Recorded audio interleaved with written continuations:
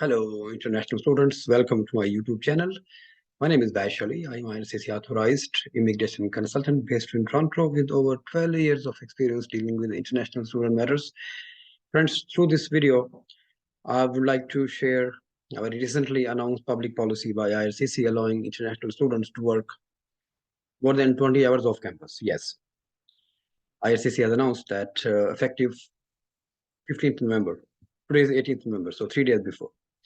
They announced this policy last month in October that starting from November 15th until December 31st, 23, next year, almost 13 months, that students who are in Canada and they like to work more than 20 hours per week, yes, they are allowed to do that. However, there are some confusions regarding this policy, and I'm getting a lot of queries from international students.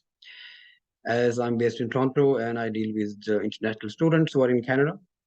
So a lot of friends and colleagues and other international students, they do ask this question, whether everybody is eligible for this policy.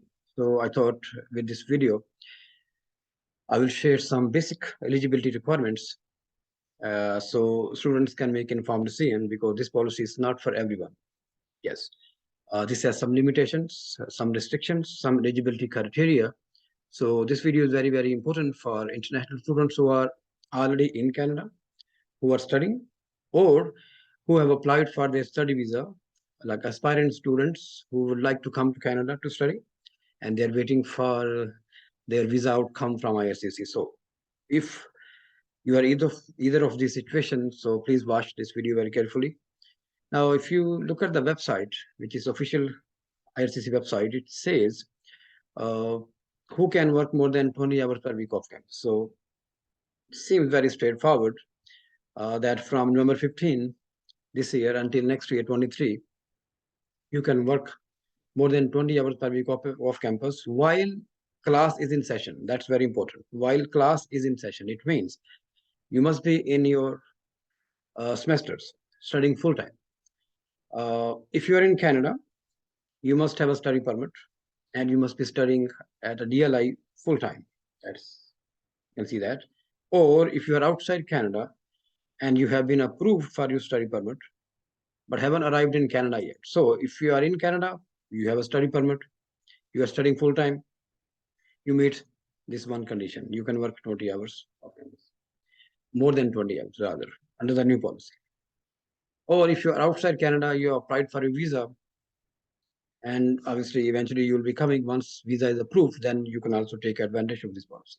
However, in addition to these conditions, there are 3 more conditions. If you look at this, you must meet all of these. Number 1, you must ensure, this is very important, that IRCC must have received your study permit application from outside Canada, or if you're in Canada, then you must have applied for a study permit extensions.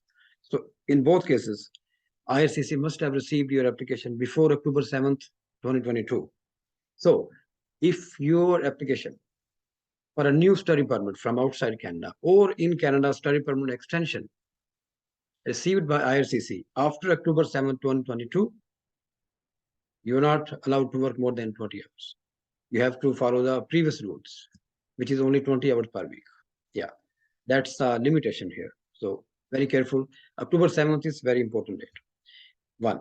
Second, once you arrived in Canada, you must have an off-campus work authorization on your study permit. That's the second condition. If you look at this, you must have off-campus work authorization on your study permit.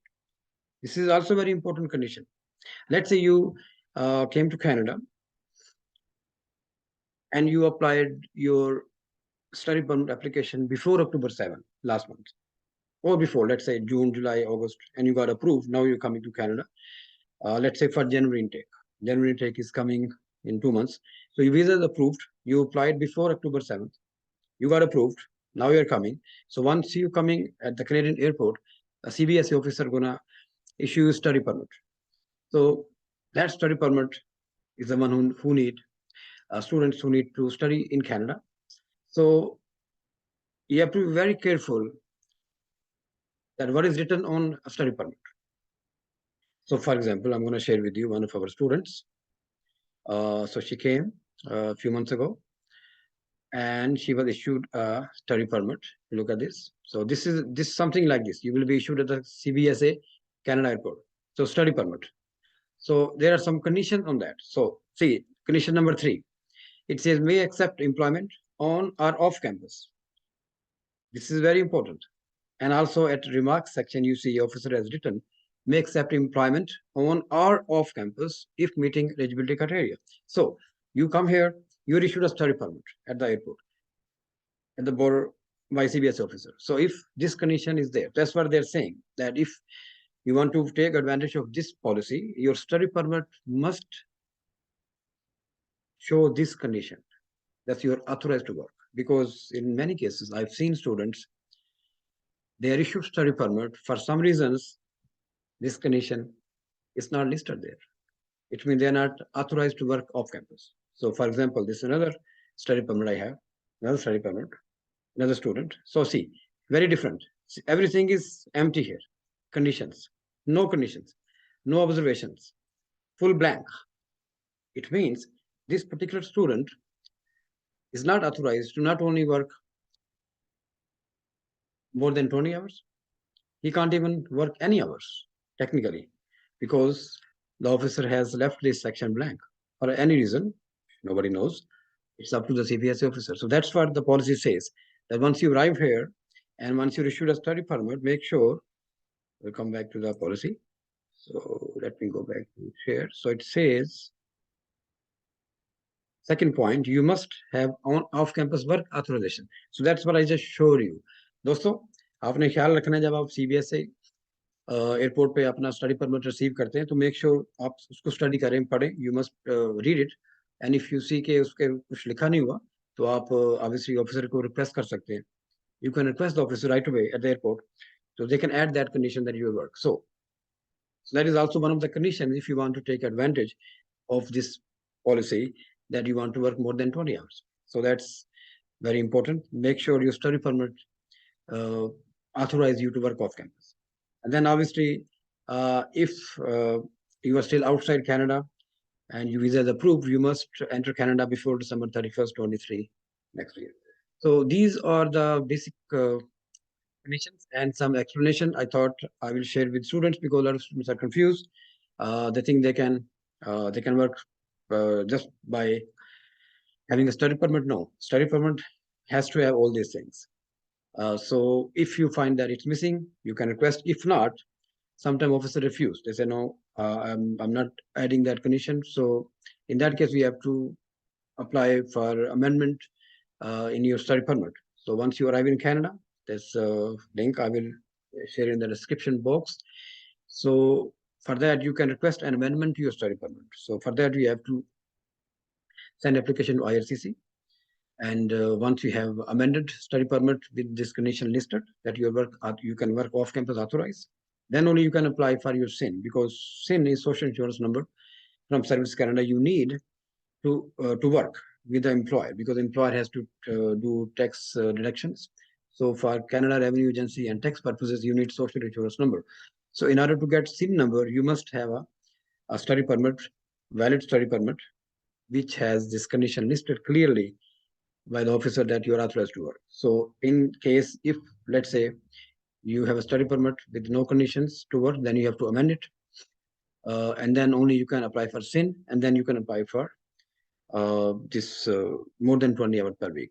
And also once this policy is over, by the time you graduate and you're going to apply for your PGWP, which is a postgraduate work permit. So at that time, make sure you keep this link ready. And once you apply for your work permit, and if you have worked during this time, if you were eligible and you met all these requirements, and while you are applying for your work permit and you worked more than 20 hours per week, make sure you keep this record, you keep this policy announcement handy. I will leave this link in the description box, because this one you can add with your application for PGWP down the road, because sometimes officers are very busy. They may skip it. They may say, why you worked more than 20 hours? Because they are used to of this policy. This is a temporary relief for 13 months. So if you apply for your work permit, make sure you keep this link handy, and you can print out, and you can actually add this section in your application for PGWP as a separate note. It's like an explanation note that I'm applying for PGWP, and I have worked more than 20 hours under this public policy announcement between 15th November until December 31st, 23.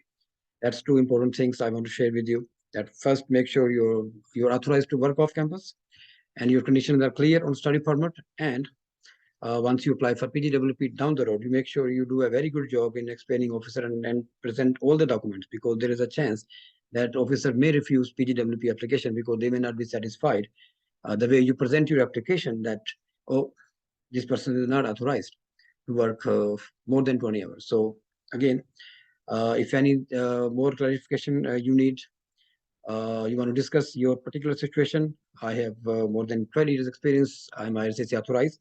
And also, I'm going to share my information page.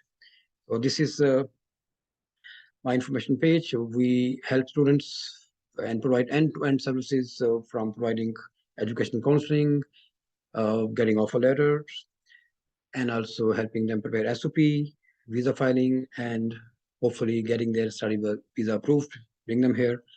And once they are here, we do offer them onshore services as well, unlike many agents who provide only offshore services. So our services are onshore, offshore, both.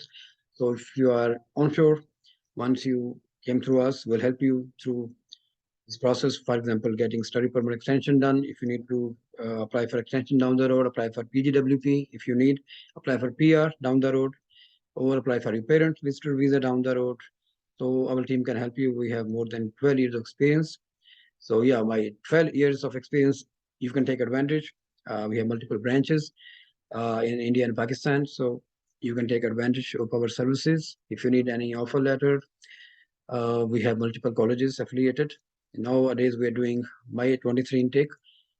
Some colleges and most of us doing for September 23 intake. So if you are looking to study in Canada, you can please contact us. My information is here, and I will be sharing more links in description box. And one more time, if you like this video, please comment, share with your friends so they can take advantage, and stay tuned for more videos like this. I'm thankful for your time that you taken your time to watch our video.